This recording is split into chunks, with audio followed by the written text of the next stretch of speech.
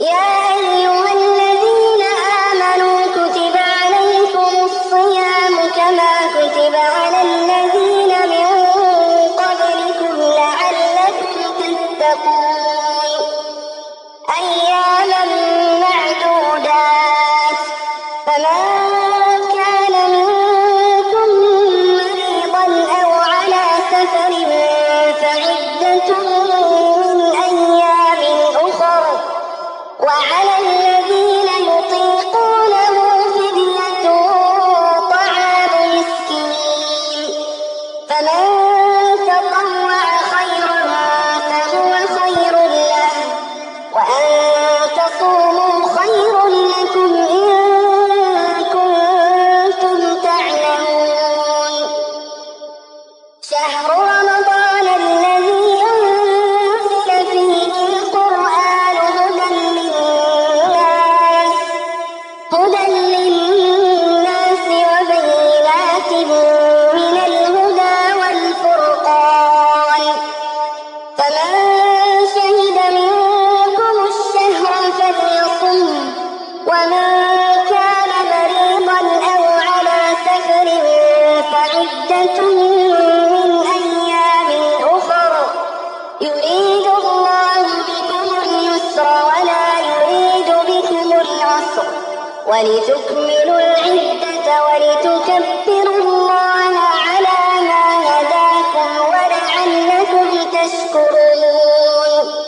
وإذا سألك عبادي عني فإني قريب أجيب دعوة الداع إذا دعان فليستجيبوا لي وليؤمنوا بي لعلهم يرشدون أحل لكم ليلة الصيام الرفث إلى نسائكم هن لباس لكم وأنتم لباس لهن علم الله أنكم كنتم تختانون أنفسكم فتاب عليكم وعفى عنكم فالآن باشروهن وابتغوا ما كتب الله لكم وكلوا واشربوا حتى يتبين لكم الخيط الأبيض من الخيط الأسود من الفجر ثم أتموا الصيام إلى الليل ولا تباشروهن وأنتم عاكفون في المساجد تلك حدود الله فلا تقربوها كذلك يبين الله آياته للناس لعلهم يتقون ولا تأكلوا أموالكم بينكم بالباطل وتدلوا بها إلى الحكام لتأكلوا فريقا من أموال الناس بالإثم وأنتم تعلمون يسألونك عن الأهلة قل هي مواقيت للناس والحج وليس البر بأن تأتوا البيوت من ظهورها ولكن البر من اتقى وأتوا البيوت من أبوابها واتقوا الله لعلكم تفلحون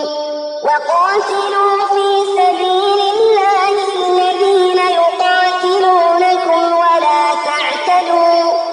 إن الله لا يحب المعتدين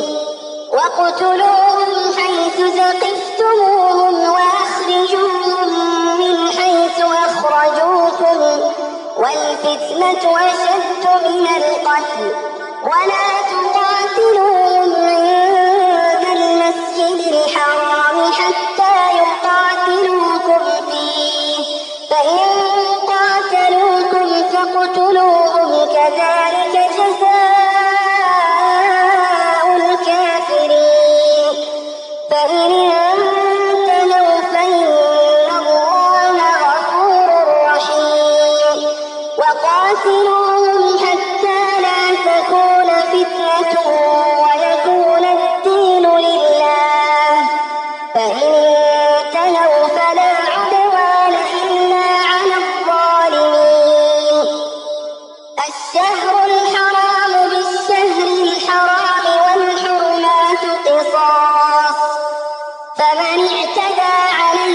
فاعتدوا عليه بمثل ما اعتدى عليكم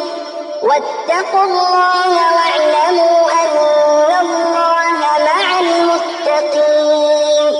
وأنفقوا في سبيل الله ولا تلقوا بأيديكم إلى التهلكة وأحسنوا إن الله يحب المحسنين وأتموا الحج والعمرة لله فإن أحصرتم فما استيسر من الهدي ولا تحلقوا رؤوسكم حتى يبلغ الهدي محله فمن كان منكم مريضا أو به أذى من رأسه ففدية من صيام أو صدقة أو نسك فإذا أمنتم فمن تمتع بالعمرة إلى الحج فما استيسر من الهدي فمن لم يجد فصيام 3 أيام في الحج و7 إذا رجعتم تلك 10 كاملة ذلك لمن لم يكن أهله حاضر المسجد الحرام واتقوا الله واعلموا أن الله شديد العقاب الحج أشهر معلومات فمن فرض فيهن الحج فلا رفث ولا فسوق ولا جدال في الحج وما تفعلوا من خير يعلمه الله وتزودوا فإن خير الزاد التقوى واتقون يا أولي الألباب ليس عليكم جناح أن تبتغوا فضلا من ربكم فإذا أفضتم من عرفات فاذكروا الله عند المشعر الحرام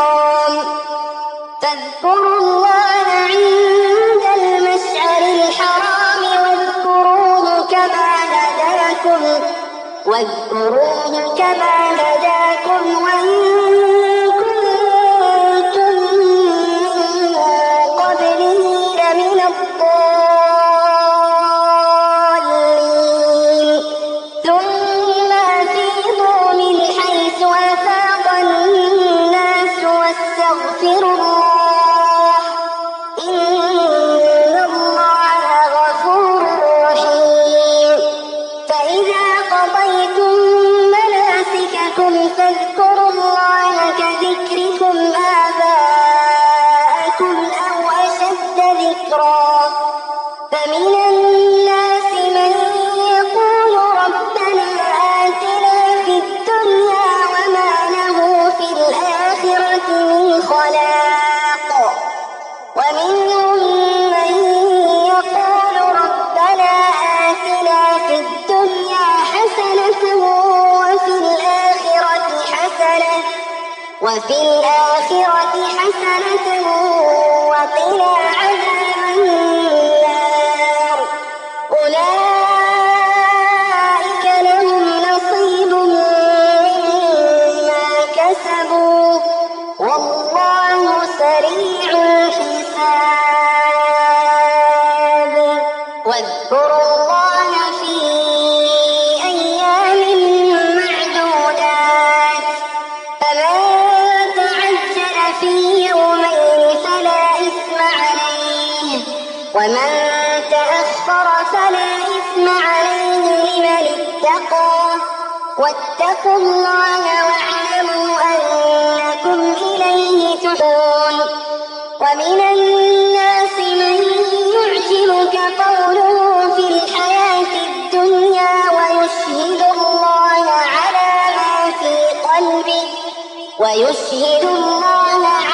ما في قلبه وهو ألد الخصام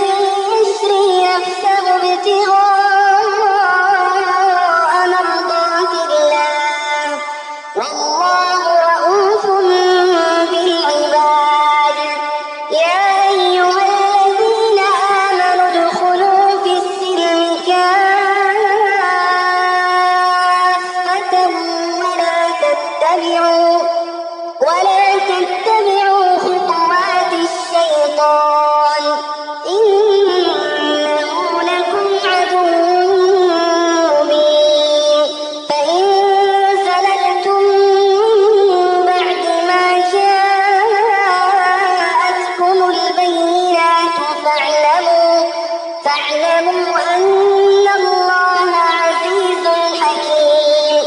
هل ينظرون إلا أن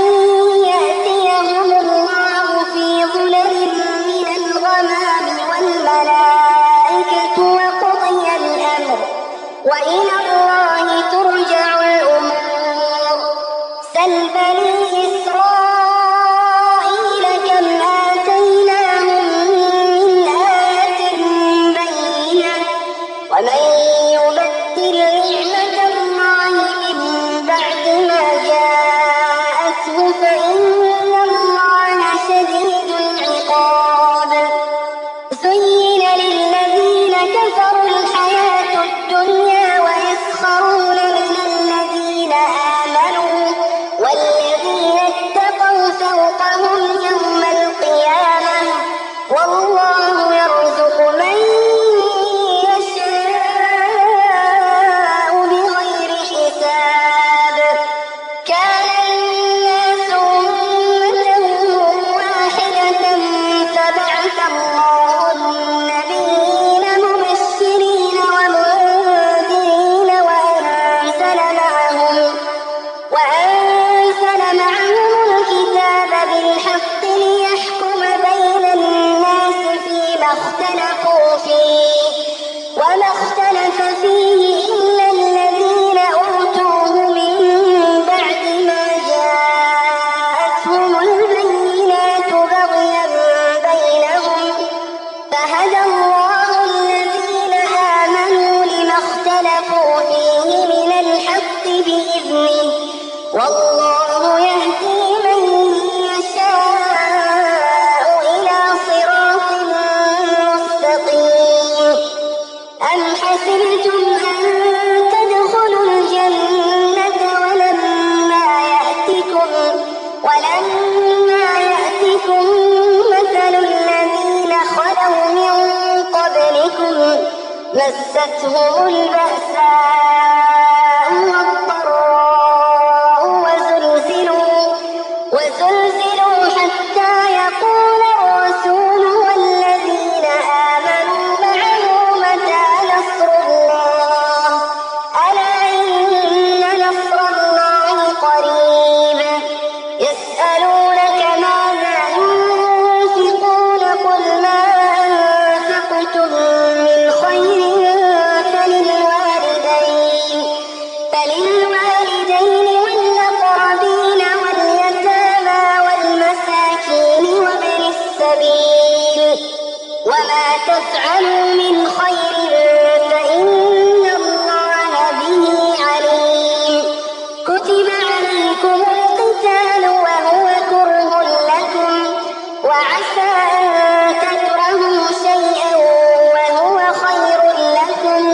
وعسى أن تحبوا شيئا وهو شر لكم والله يعلم وأنتم لا تعلمون. يسألونك عن الشهر الحرام قتال فيه قل قتال فيه كبير وصد عن سبيل الله وكفر به والمسجد الحرام وإخراج أهله منه أكبر عند الله والفتنة أكبر من القتل ولا يزالون يقاتلونكم حتى يردوكم عن دينكم إن استطاعوا ومن يرتد منكم عن دينه فيمت وهو كافر فأولئك حبطت أعمالهم في الدنيا والآخرة وأولئك أصحاب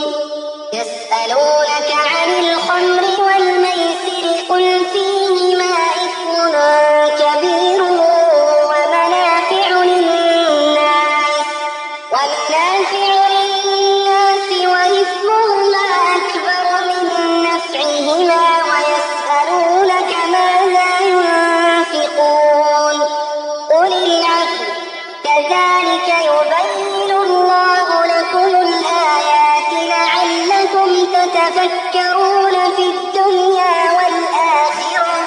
ويسألونك عن اليتامى قل إصلاح لهم خير وإن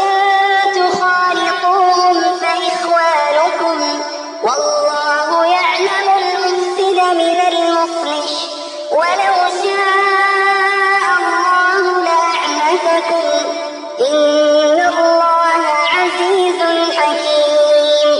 ولا تنكحوا المشركات حتى يؤمنوا ولأمة مؤمنة خير من مشركة ولو أعجبتكم ولا تنكحوا المشركين حتى يؤمنوا ولعبد مؤمن خير من مشرك ولو أعجبكم أولئك يدعون إلى النار والله يدعو إلى الجنة والمغفرة بإذنه ويبين آياته للناس لعلهم يتذكرون ويسألونك عن المحيض قل هو أذى فاعتزلوا النساء في المحيض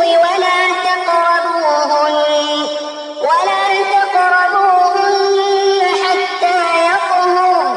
فإذا تطهرن فأتوهن من حيث أمركم الله إن الله يحب التوابين ويحب المتطهرين نساؤكم حرث لكم فأتوا حرثكم أنى شئتم وقدموا لأنفسكم واتقوا الله واعلموا أنكم ملاقوه وبشر المؤمنين ولا تجعلوا الله عرضة لأيمانكم أن تبروا وتتقوا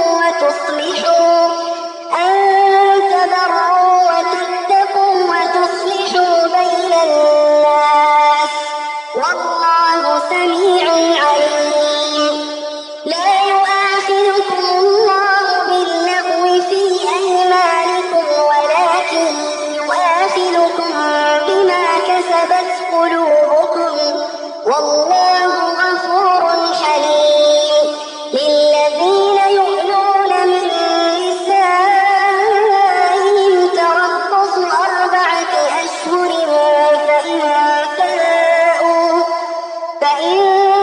فاءوا فإن الله غفور رحيم وإن عزموا الطلاق فإن الله سميع عليم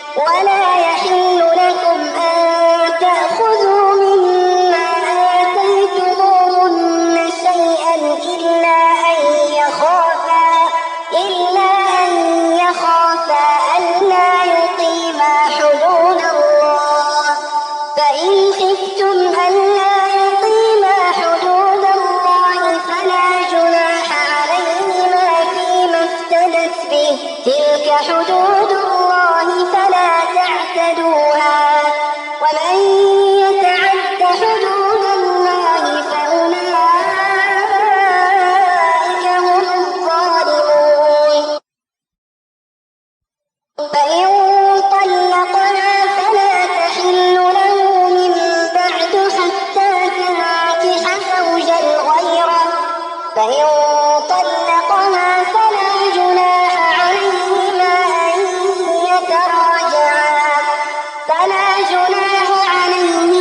أن يتراجعا إن ظنا أن يقيما حدود الله وتلك حدود الله يبينها لقوم يعلمون وإذا طلقتم النساء فبلغن أجلهن فأمسكوهن بمعروف أو سرحوهن بمعروف ولا تمسكوهن ضرارا لتعتدوا ومن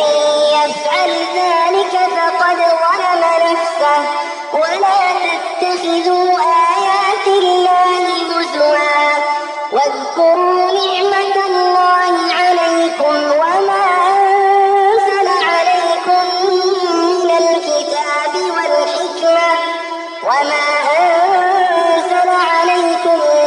الكتاب والحكمة يعظكم به واتقوا الله واعلموا أن الله بكل شيء عليم وإذا طلقتم النساء فبلغن أجلهن فلا تعضلوهن أن ينكحن أزواجهن إذا تراضوا بينهم بالمعروف ذلك يوعظ به من كان منكم يؤمن بالله واليوم الآخر ذلكم أزكى لكم وأطهر والله يعلم وأنتم لا تعلمون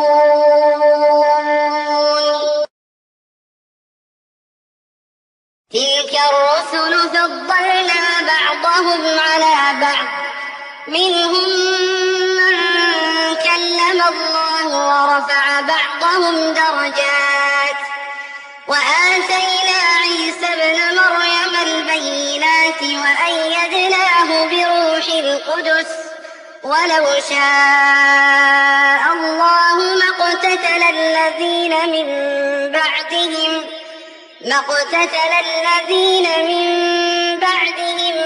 من بعد ما جاءتهم البينات ولكن اختلفوا فمنهم من آمن ومنهم من كفر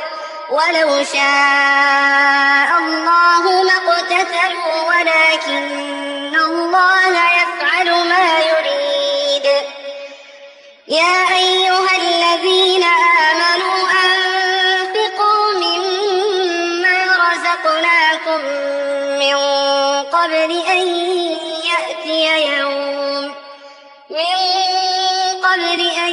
يأتي يوم لا بيع فيه ولا خلة ولا شفاعة والكافرون هم الظالمون الله لا إله إلا هو الحي القيوم لا تأخذه سنة ولا نوم له من في السماوات وما في الأرض من ذا الذي يشفع عنده إلا بإذنه يعلم ما بين أيديهم وما خلفهم ولا يحيطون بشيء من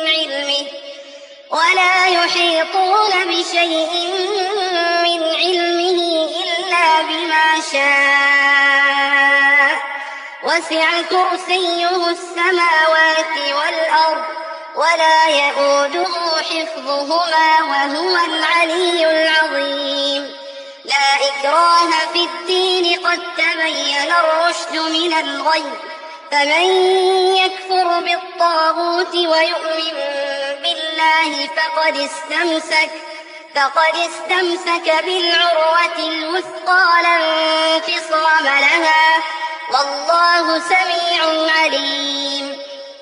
الله ولي الذين آمنوا يخرجهم من الظلمات إلى النور، والذين كفروا أولياؤهم الطاغوت يخرجونهم من النور إلى الظلمات، أولئك أصحاب النار هم فيها خالدون. ألم تر إلى الذي حاج إبراهيم في ربه أن آتاه الله الملك إذ قال إبراهيم ربي الذي يحيي ويميت قال أنا أحيي وأميت. قال إبراهيم فإن الله يأتي بالشمس من المشرق فأت بها من المغرب فبهت الذي كفر والله لا يهدي القوم الظالمين. أو كالذي مر على قرية وهي خاوية على عروشها قال أنى يحيي هذه الله بعد موتها فأماته الله 100 عام ثم بعثه قال كم لبثت؟ قال لبثت يوما أو بعض يوم قال بل لبثت 100 عام فانظر إلى طعامك وشرابك لم يتسنه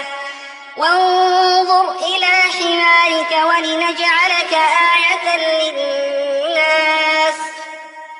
وانظر إلى العظام كيف ننشزها ثم نكسوها لحما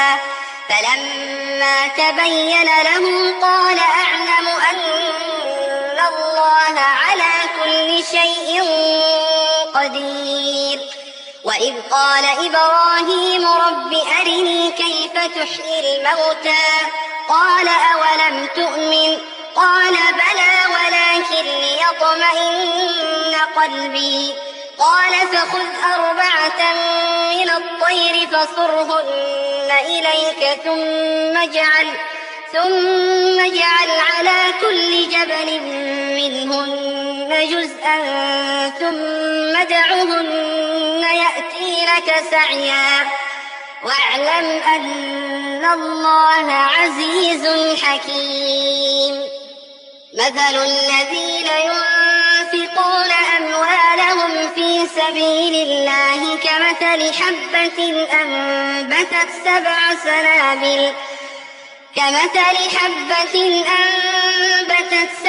سنابل في كل سنبلة 100 حبة والله يضاعف لمن يشاء والله واسع عليم. الذين ينفقون أموالهم في سبيل الله ثم لا يتبعون ما أنفقوا منا ولا أذى لهم أجرهم عند ربهم ولا خوف عليهم ولا هم يحزنون. قول